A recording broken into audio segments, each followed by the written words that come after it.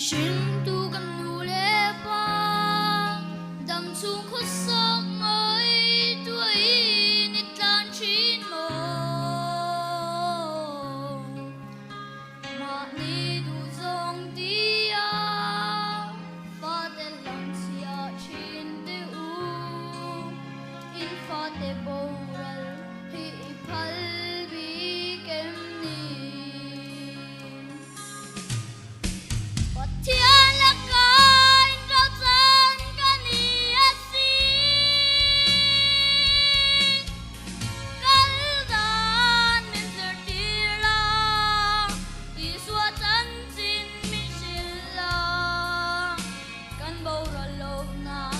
min trong trai sak ro in fa te tan trong trai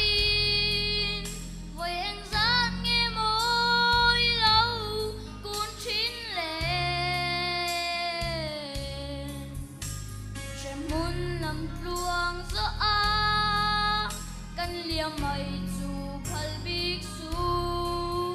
min trong trai sa ro o kan nu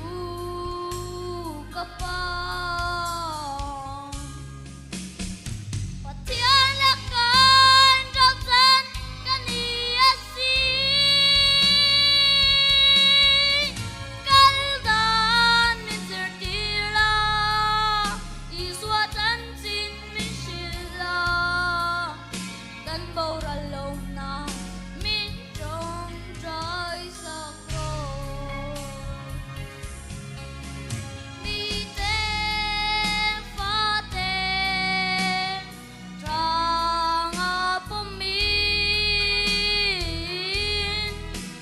lal pa ma an kun pui si kan nu ka pa